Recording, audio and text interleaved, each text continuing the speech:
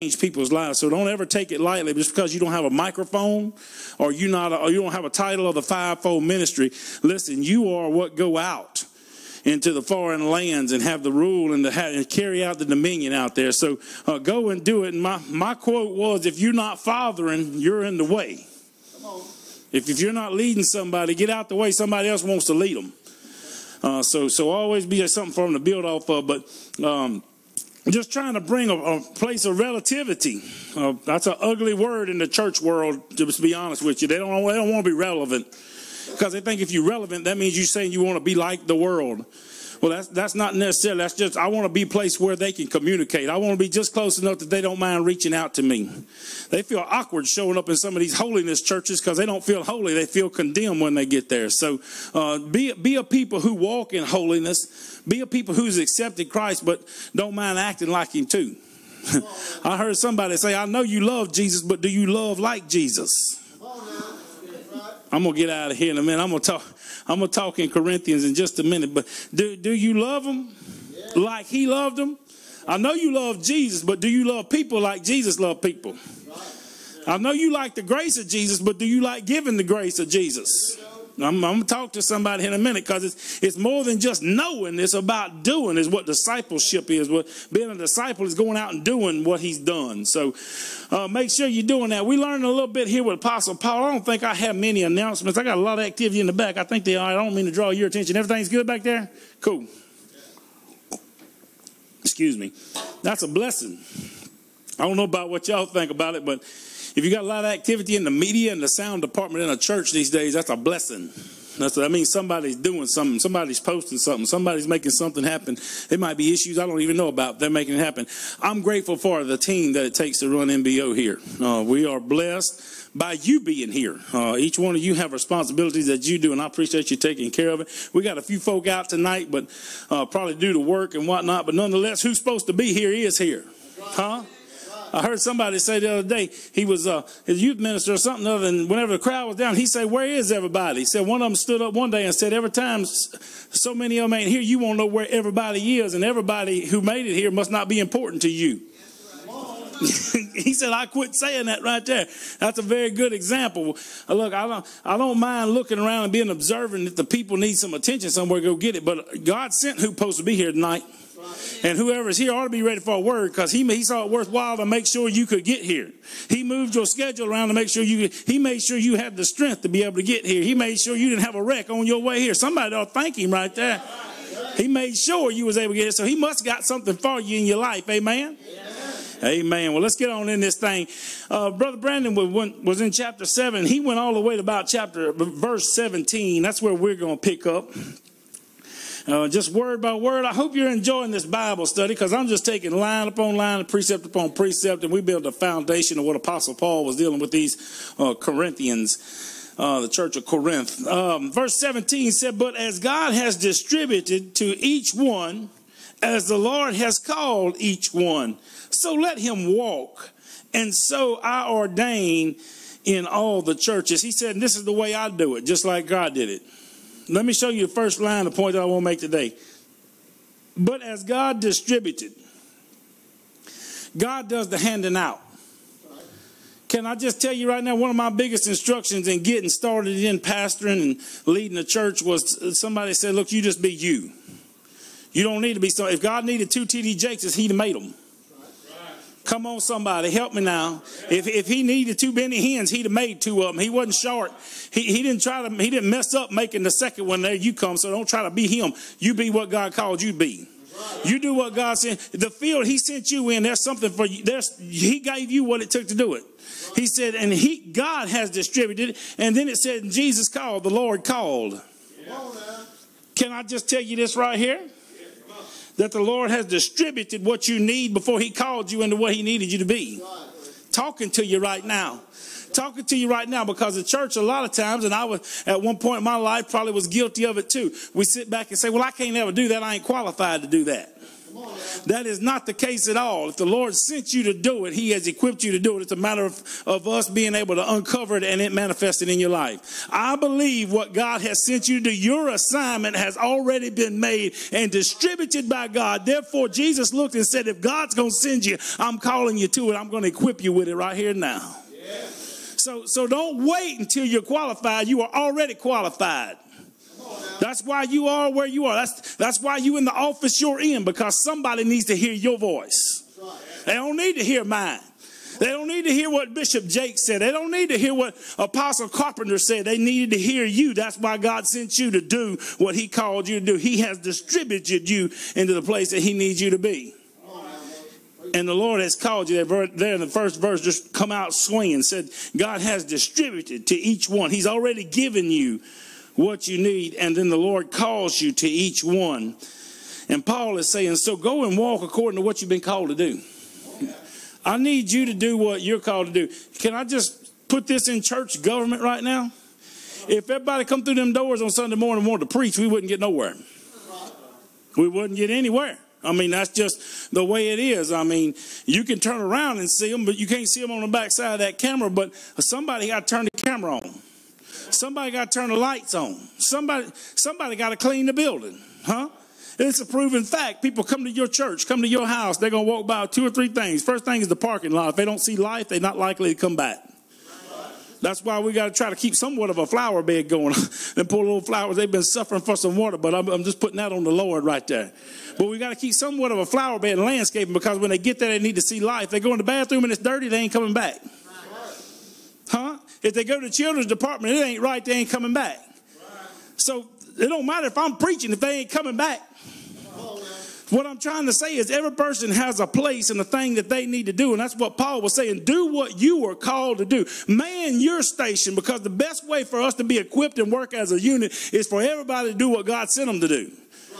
Not everybody wished they could do what somebody else was doing. He said, go and do what you've been sent to do. The Lord has already given you and equipped you with what you need to do what he's called you to do, your assignment. He said, do that. Verse 18. Verse 18. Was anyone called while circumcised? Let him not become uncircumcised. Was anyone called while uncircumcised? Let him not be circumcised. That sounds like he's talking in circles, but he's going somewhere right there.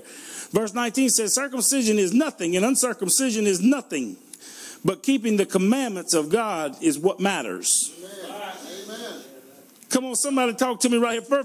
1 Samuel 15:22 says obedience is better than sacrifice. Listen, circumcision, I imagine, is a very painful experience and gory. I don't even want to talk about it too much, just to be honest with you. But can I just say that the fact of doing that fleshly activity means nothing if you're not being obedient to what God's called you to do. Or the fact whether you've done it or not done it. What happens is those who said, well, we've been circumcised, they feel like they're safe in the law and they're holy. And then you get the other side of the matter who said, we don't have to be circumcised. We can do whatever we want to do. And they feel like they're good enough. The fact of the matter is it's about a relationship, and it ain't about what you feel or what you feel like what is wrote is good enough for you. It's about what you heard God tell you to do. It ain't about what I tell you to do. It ain't about what somebody else. It's about what God told you to do. And without a relationship, you won't ever know what he got to say. So I'm just going to tell you right now, I'm not worried about a religion or what somebody else has to say. I don't care. I don't care about the latest prophet come through the town. I'm just telling you it's for your own personal relationship to be able to hear from God and do what he's called you to do and for you to do it. Because he said you could be circumcised and that don't matter. You could be uncircumcised and that don't matter. What matters is that you do what he's asked you to do. One thing about it, God knows what he needs. And he sent the people to do it. If he could just get the people to do what he sent them to do. And Paul was saying everybody's wanting to do their own thing. Just do what you've been sent to do. Don't worry about doing something somebody else is doing. Keeping this, not keeping that. What matters is you be obedient. You be obedient. Matter of fact, he said they both are nothing. Isn't that something how we get prideful and boastful in the things that we do? And God look and say, that ain't nothing. He said he can look and say, that ain't nothing. You ain't been obedient to me. You hadn't even listened for my voice today. Can I talk to you for just a minute? I don't mean to condemn you or push you, but I just want to show the importance and the relevance of your morning prayer and devotion on your way to work. Getting up, cooking your eggs, whatever you do for your morning routine, during your yoga and Pilates exercise. Just see if you can't hear God. Because he just wants to be able to talk and communicate with you so he can set you up throughout the day. Listen, we don't ever want to get into a routine or a ritual that says, I got to do this, I got to do that. What I got to do is hear from God. Because if I don't hear from him, I can't be obedient. And if I'm not being obedient, none of the rest of it matters anyway. That's what Paul was saying. He said, y'all doing all this justifying what you do. He said, just do what God's called you to do. Do yours. Verse 20 says, let each one remain in the same calling in which he was called. Were you called while a slave? Do not be concerned about that. But if you can, be made free. Rather use it. Even if you're captured in slavery, he's saying, look, just because you were bound in chains and shackled, bound with soul ties and shackled, bound with mindsets and shackled, he said, don't worry about that. The fact that you respond and you become obedient, he said, this will be used for your freedom. Just continue to do what you've been called to do. Verse 22, for he who is called in the Lord while a slave is the Lord's freed man. Likewise, he who called while free is Christ's slave. Paul had something to say about slavery. As a matter of fact, he told him one time, y'all all free and I'm a prisoner. I'm a prisoner of Christ. I'm called to be what he's called me to be, no matter what it takes for me to be. Earlier in the chapter was a pretty staunch deal whenever he said, I'm called to be single. I got a calling to live by myself the rest of my life. That's what I'm called to be able to do. That could be kind of trying for people sometimes. But he said it's a gifting for him. He said he's called to do it, and he took a hold of it and was willing to do it. And I want to encourage you, what God's called you to do, to stay in your race. Stay in what he's called you to be in. Because at the end of the day, whether you're a slave and want to be free, or if you're free and going to be slaved, we all going to belong to Christ. We couldn't buy our own way out. We were bought with a price. I'm thankful. I don't know about you. I know we got Solomon here for a minute, but I'm grateful that he paid the debt that I owed and couldn't pay. I'm grateful for that. So for that, I'm his slave. He owns me, and whatever he calls me to do, that's what I need to do. And whatever he calls you to do, that's what he needs you to do. I want to take for just a minute and get out of some of the spiritual side of things and just kind of make it parallel to our lives real quick. Let me make sure I'm through here. You were bought at a price. Do not become slaves of men. Brethren, let each one remain with God in that state in which he was called. And that's something, sometimes the state that we're in, we were called into it. The position, the place we are in life. I remember saying, God, you got to get me out of here. I'm ready. Just let me go preach. And the whole time the Lord was trying to build something inside of me up under somebody's washing machine. Listen, I ain't always been a preacher. I'm just now learning how to adapt to this priesthood living. It's got its own little nooks and crannies, to be honest with you. But I remember preachers laying their hands on me and saying, it ain't always going to be a washing machine and a refrigerator for you. Somebody talked to me. I was still working. I'm talking about 5-6 years ago. I don't mean whenever I started. I mean, listen, it happens. You're going to get a word every now and then that God's got something for you, but you're not in it yet. Talk to me. He's going to still be working it out for you. So I want to build some courage in you. But if I could, let me encourage you to stay in what God's got you in right now. That's right. Heard a great example this week in reading a book. And just timely, God just sets it up to be able to preach something just like this. A guy was reflecting on Jerry Rice. Jerry Rice, one of the greatest receivers of all time. I guess that's arguable in some views. I don't know. I'm not a real big athletic person. But this cat could catch a football. I mean, when him and old Joe Montana hit the field, it was on, baby. It was lights out. Oh, and Jerry, when he got that ball, was going to stretch it out. But this cat that was writing this book, he said, I saw him whenever he got finished playing ball, he wanted to go play golf. And he said he stepped outside of his calling. He said he had no kind of position to be trying to swing a golf club. He said you should be scared to be 50 yards of him with a golf club just by the way he would swing it. He had stepped out of his league. Michael Jordan, one of the greatest NBA players of all time. I don't know how many championships he has. In 94, he said, I'm going to hang it up. We talking about this cat fly through the air, setting records, slam dunking basketball. He said, I'm going to hang it up to go swat at curved balls on a baseball diamond. And that's exactly what it was. You go back and look at it, he had no correct stance. He wasn't doing nothing but swinging a bat and missing most of it. Why? He had stepped outside his calling. As great as he was on the court, stepped outside of what he was supposed to be doing for something that he wanted to go do. He could afford to go do it. I can't take that away from him. But nonetheless, it ain't what he was born to do. I need to talk to you for just a minute about doing what God's called you to do. Do it. You know, I heard different ministers speaking on stuff such as this matter. Is whenever the Lord gives you, as a pastor, he gives you he tries to build structure, and as you grow you need more. And here we have security, and they do what they need to do. But there may be a time when I need people to guard doors. I don't need them in the intercessory prayer room praying. We'll need them guarding doors. You know, somebody else could go pray, but let security guard. And it's all about the right people being at the right place at the right time. And that's more important than us just feeling like, well, we hadn't got to our place yet. I don't want any of you to be a Jerry Rice out there swinging a golf club, or Michael Jordan trying to hit a ball. Walk in what God's called you to be able to do. Do what he's got you doing. With several people around here doing, I'll give it... there's people in here doing things now that they're not called to do at all.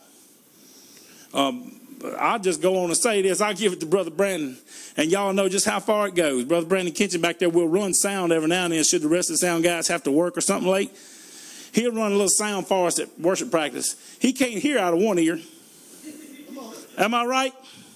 We're praying for God to heal that. But I'm just saying there's things that you're not really equipped to do. You just keep on doing it until God brings in the people to be able to do it. And no gripe session. I'm glad to have people like you on my team to be able to do things outside of your calling. But at the biggest part of the deal is make sure you focus on what God's calling you to do and stay in that lane or stay where he's got you. Because Paul had something going on here at the church of Corinth because he started doing some crazy stuff here as we go. Verse 25, it says, now concerning virgins, I have, everybody can settle down. It ain't going to be as bad as it was last week. Now concerning virgins, I have no commandment from the Lord, yet I give judgment as one whom the Lord in his mercy has made trustworthy. Verse 26 says, I suppose therefore that this is good because of the present distress. All right, now there's a key word right there. He said, this is good for the present distress. What we have going on right now, I got to give you some instruction. And here it goes. That it is good for a man to remain as he is. Okay, a man to remain. Verse 27, are you bound to a wife? Do not seek to be loosed. Are you loosed from a wife? Do not seek a wife. The word says it's good. A man found a wife, found a good thing. And Paul's telling them, if you're not bound, if you're not hooked up right now, don't be trying to pursue it. But even if you do marry, you have not sinned. And if a virgin marries, she has not sinned. Nevertheless, such will have trouble in the flesh, but I would spare you. But this I say, brethren, to the time is short, so that you now own even those who have wives should be as though they had none. He said, for those who are married, act like you're not. What's the method of this madness right here? The deal is, and Brother Brandon hit a little bit on it last week, if we are married, and lawfully so, rightfully so, we focus on the needs of our spouse. Whether it's cooking his meal, whether it's fixing the lawnmower, whether it's grading the driveway, cleaning the kitchen, We focus on what it takes to make that household run and what we need to focus on because of the relationship, and there's a necessity there. But Paul was saying we got so much stress and turmoil in the atmosphere right now with y'all bunch of Corinthians. We don't know who's married and who ain't married and who's married to who and how many they married to. We don't know. So what I need everybody to do is just stand still for a minute. I mean, he done rolled up in this church of Corinth and it was like counting ants. They had so much different stuff going on that he couldn't keep an eye on everything. He said, you know what? Just everybody just stand still for a minute. If you've been looking for a wife, don't look for her right now. If you've been bound, just stay bound, just like you are. Let's try to figure out who's called to what so that we can get to our right places. Because if people run frantically without a vision, they perish. So Paul was saying, hey, let's slow this thing down some. Let's stop it. We got too much going on right now. Let's just take a minute. The whole atmosphere was unstable. It was in turmoil, and what he was trying to do was get everybody in the right positions and in the right places. Let me make sure that I haven't overrun what I needed to say here. Don't make any moves for right now, because what he was trying to say is if you're not focused on a spouse right now, I need you to focus on what God has for you. That's a tough lesson to learn sometime. And I say a tough lesson to learn because I'm coming through youth ministries and dealing with adolescent children. That's hard to learn, especially hormones start kicking around and everybody starts looking good. You know what I'm talking about? They learn how to put their little smell good on. It's hard for them to sit down and say, listen, I know all that's nice, but that ain't the most important thing right now. And we as church people have to get there too. And that's what Paul was trying to say, because listen, here at New Beginnings in the past 2 years, things are new, and we try to keep it lively. We try to keep it jumping. We try to keep moving. We know a church alive is worth being at, so we try to keep it there. But there has to be a time to where you sit back and say, all right, my focus is not, listen, being busy is not always a blessing. Come on. Talk to me, somebody. It's good sometimes just to sit down and get in a secret place. You know, you learned about that the past couple of weeks about being in the secret. Being busy is not always the blessing of the church. We need to do it to occupy some people's times, but we don't need to occupy all the time to where they don't have time to focus on what matters.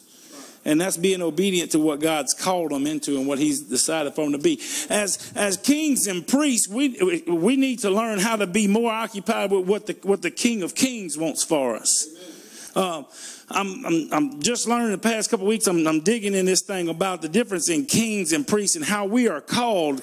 Revelations 1:6 says that he washed us in his blood and he purified us and he called us to be kings and priests. And priests of the fivefold ministry or some sort of title, they usually have more time than kings do to be able to focus. But a king needs to be able to sit down every now and then and just focus on what the King of Kings has to say. Listen, if you go out into the marketplace, if you go out into the workforce and you haven't sought the face of God, you liable to do something that's going to take your day out. It'll break more connections than you make. But you need him to lead you. You need his favor on you. You need a word from the priest every now and then to encourage you and to lift you up and to push you out a little further. But at the end of the day, you need to really maintain your focus. And Paul was saying, we done lost our focus. We're looking at being circumcised and being uncircumcised and who's better than one and who's married to who and whose spouse needs this and who. He said, let's just stop and everybody get in their own lane for a minute. Let's get in their own lane and run this race so that we know where we're going, how we're going to get there, and we can secure our victory there. Amen. Is everybody all right with that so far? Everybody's okay. So the environment was very, very unstable, but Paul was trying to settle it down. And verse 25 through 36 is dealing with a whole lot of that, where he's saying, look, don't move right now. And he gives all kind of different situations and scenarios. We're going to pick up in verse 36. He said, but if any man thinks he is behaving improperly toward his virgin, if she is past the flowering of her youth, and thus it must be, let him do what he wishes. He does not sin. Let them marry. That's a crazy verse right there. But if you don't dig into the word, you won't understand what it's saying. And I have dug here, and this is not talking about a husband with a virgin wife or taking on a virgin. This is about a father and a daughter. His virgin daughter.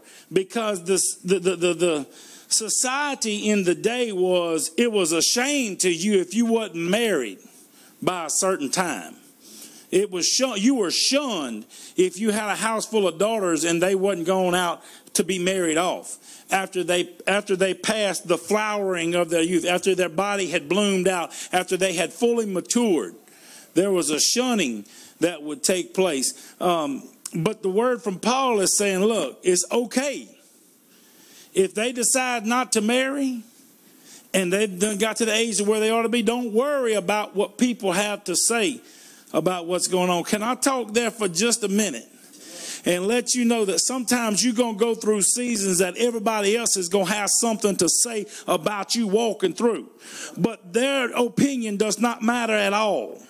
You're going to need to weigh everything out. You need to try the spirit by the spirit. And I don't care who shows up in the name of who and says something to you. You need to hear what God had to say about you and the season you're in. Because they don't know what's blooming in your life right now. They don't know what's flourishing in your house right now. They don't know the state that you're in right now like you know, and definitely not like God knows. So whenever they release something in your life, you need to try it out.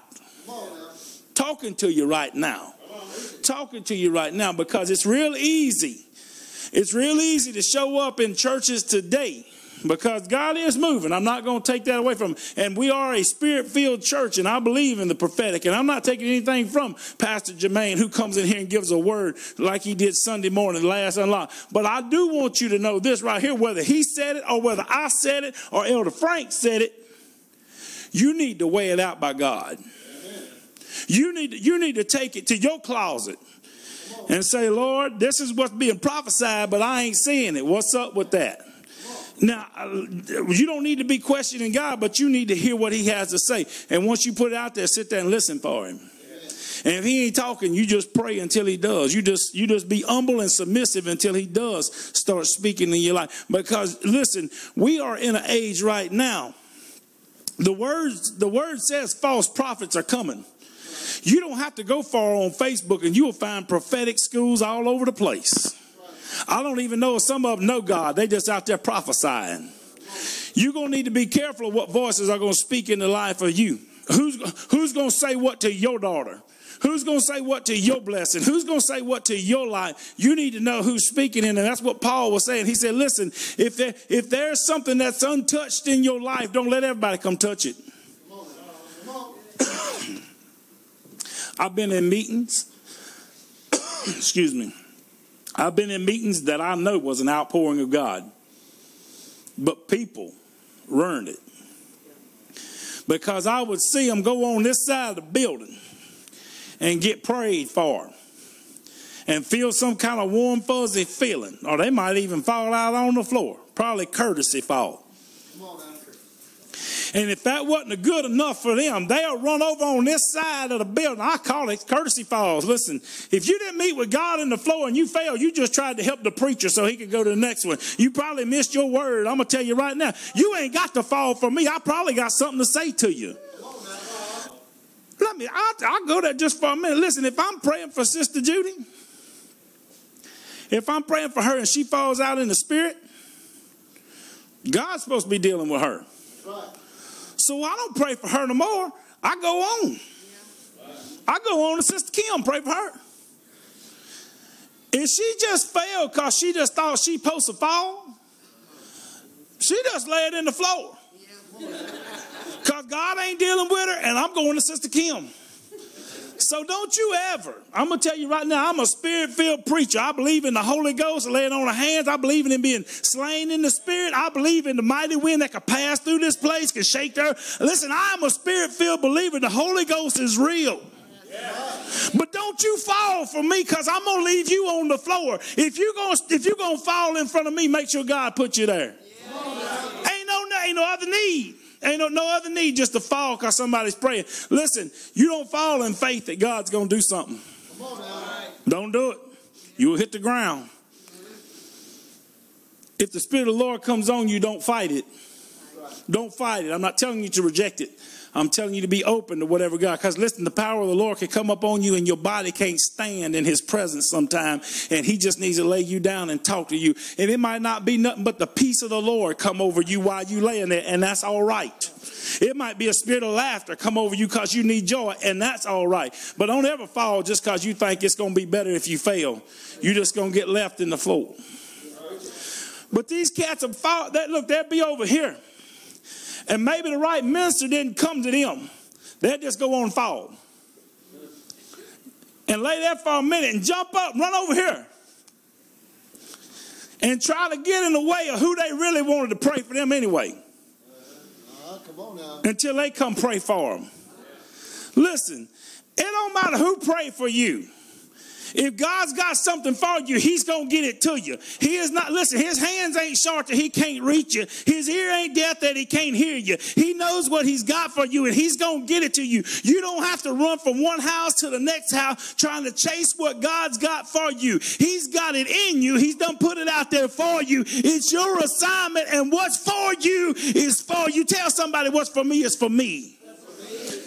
What's for me is for me. And we don't have to run and chase this, that one, or the other one to try to figure out what's up with it. I'm preaching in here on Wednesday night. Paul said you got virgins in your life that have never been touched. If they haven't and they can live peacefully in your house, don't let nobody come and touch them. Let them stay there. Let them grow up. Just because it looks like they're flowering beyond their youth doesn't mean they have matured to the place that they need to be. And I'm not just talking about your daughters or your children. I'm talking about your calling in life. I done seen more than one preacher leave a house of a father way too early. And if he's lucky, he comes back. Can I say that right there?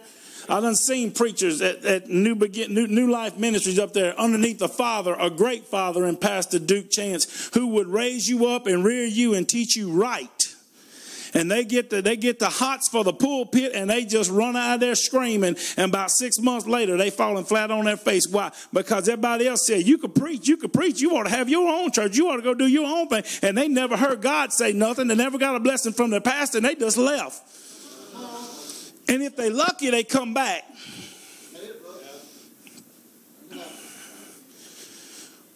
Listen, it's important for us to hear the instruction of the Lord and to do what he's called us to do. Don't ever put more emphasis on somebody else's call than on yours. Can I talk to you for a minute? Don't look at me and say, boy, I wish I could do what he does. The fact of the matter is, I probably can't even do what I do. Had it not been for the anointing of God, I know I couldn't. I know I couldn't be. I ain't supposed to know some of these words I talk to y'all about. It's the power of the Holy Ghost that gives me revelation to be up here, to be able to communicate back and forth with you and translate what the kingdom has to say into your life. It ain't nothing but the power of God that can do that right there. Don't look at me and say, look, I wish I could do that. Thank you for your prayers. Thank you for your honor. But do what God's called you to do. If he's got a spot and a position for you, then you want to be there because that's where your blessing is going to be. You might be like a fish out of water trying to do somebody else's stuff. You would be, as a matter of fact. I'm not saying don't ever look forward to what God's got in line for you next and further on down. Always pursue those things and ask for those things, but you don't want to get your timing. You don't want to jump timing. I'd preach right there if I got any mechanics in the house. That'll preach right. You don't want to jump timing. Stuff starts tearing up, knocking, oil starts running out. You jump timing, you get it out of time, and you put the cart before the horse and see what happens. Well, that's some old stuff. Some of y'all don't even know what but maybe it's Wednesday night. Some of y'all know what I'm talking about. If I said that on Sunday mornings, boy, you talking about the laughs and the comments I'd get. The cart before the horse, yeah. You put the cart in front of the horse, see how far you're going. Backing up if you're going anywhere. Anyway, let's continue on. This thing is popping and carrying on. Y'all hear that back there? Okay, as long as y'all know. Let's go on here. So Paul said, don't let anybody fool with anything anything in your life that hadn't been touched until you weigh it out before the Lord. Verse 37 says, nevertheless, he who stands steadfast in his heart, having no necessity, but has power over his own. Yeah, thank you so much. Nevertheless, he who stands steadfast in his heart, having no necessities, but having power over his own will, and has no determines in his heart that he will keep his virgin, does well. I got a point there. I'm missing something. Let me read over that one more time before I go on, because I don't want to miss that.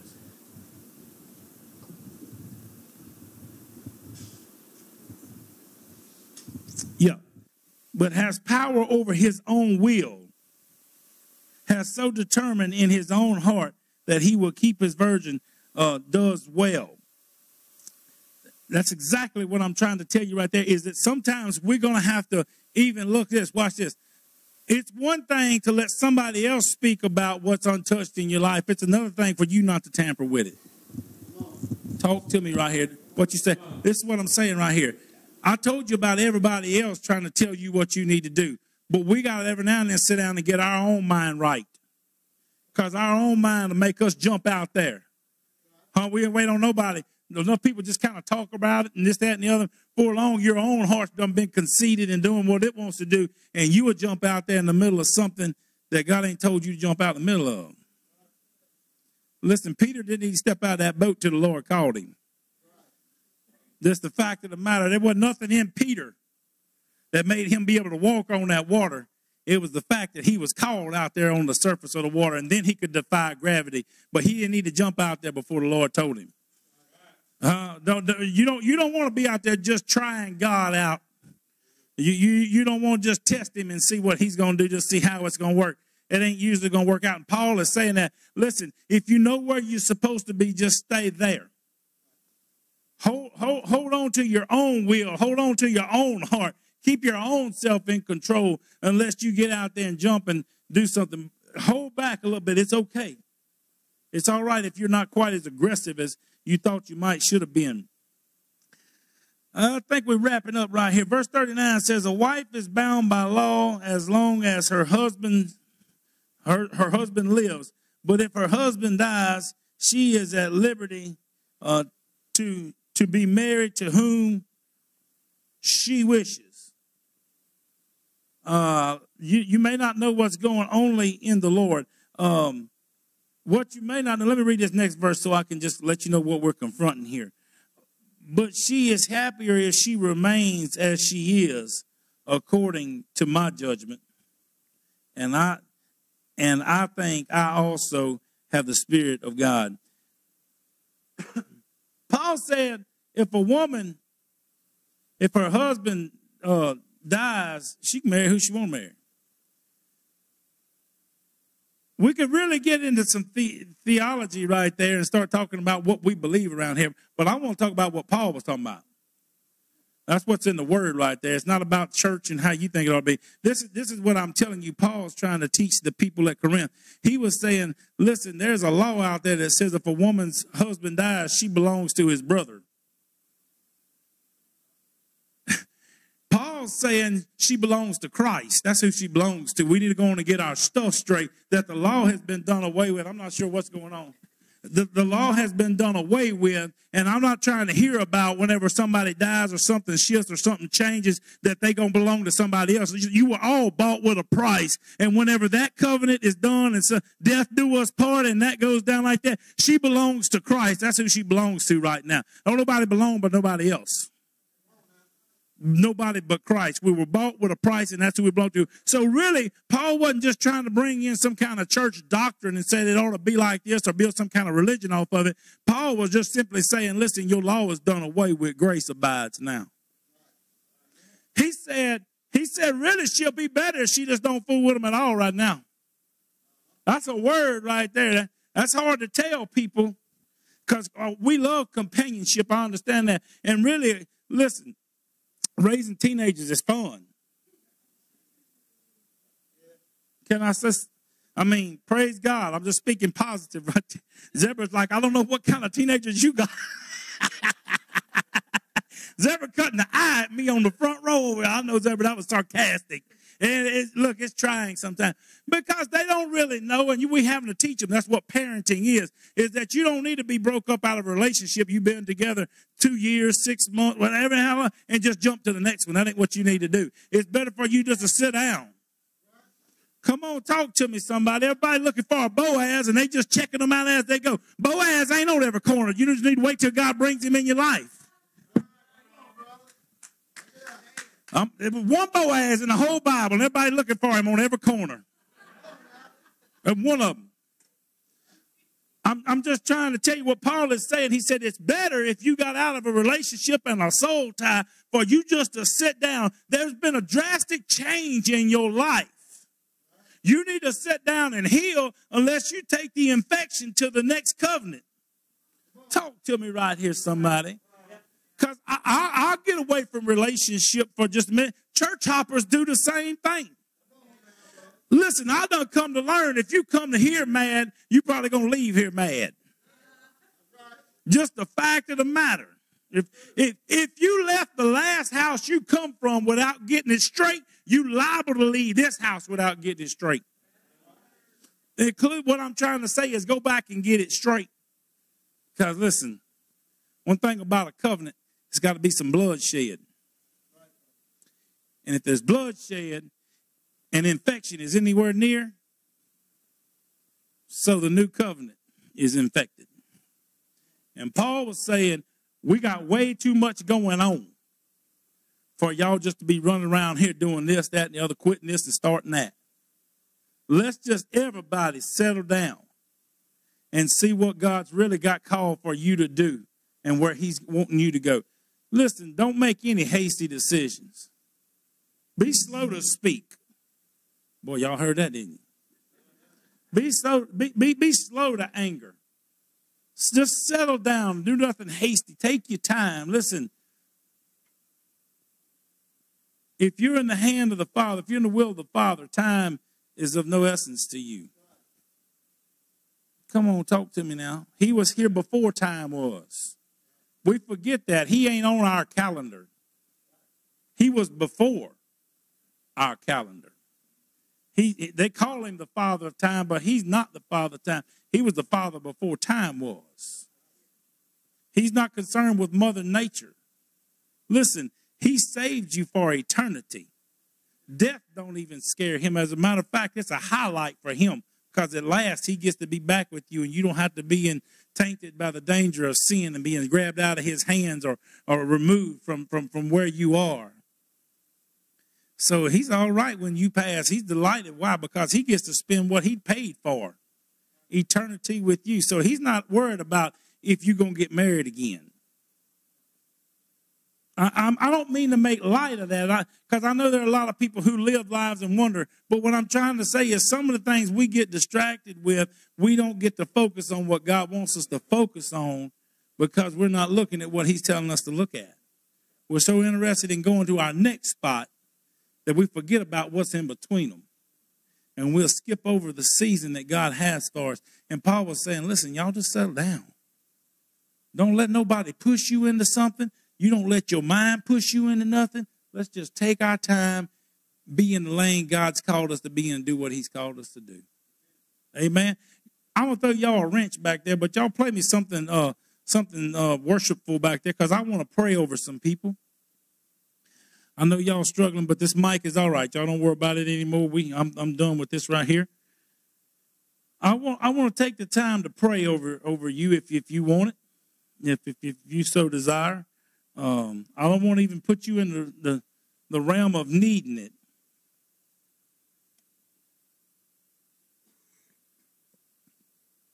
Excuse me. I'm learning my responsibility of a priest is to pray over you and bless you. Not condemn you and send you out of here and hope you heal. But as kings, you have to go out into the marketplace As a priest, I'm dependent on you, because if you win, I win. If I deliver a word that puts you in a victorious state, you go out and win, and you bring it back into the storehouse, and then I'm taken care of. I'm completely dependent upon you as kings who go out, as kings who go out and govern your desk, your relationships, your businesses. I've come to understand that as my responsibility as a priest is to be able to lay my hands on you and pray a blessing over you. So it's not for me to get up here and tell you to keep your eyes on your season and do it, and not pray for your season to be revealed for you. That's what I'm supposed to do. That's where preachers are missing it. We think we just want to come preach and just turn everybody loose and let them go and hurry up and get out of the way. But our responsibility is to be able to have access to the king, to be able to relate something to you so that you can carry with you. So if you so desire, I want to take the time and lay my hands on you and pray over where you're supposed to be in your season that you need to be in. And you just approach as you need to.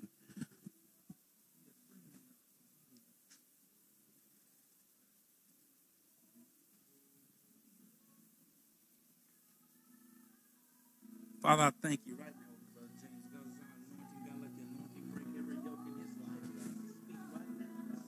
We call it right now, God, in the name of Jesus. God, as a priest, God, has access to the kingdom of God. God, I pray a blessing over him now financially. In the name of Jesus, God, let him govern what he has coming in. God, let him be a good steward of what he has. God, what you release into his hands. God, I pray that as he is tired, God,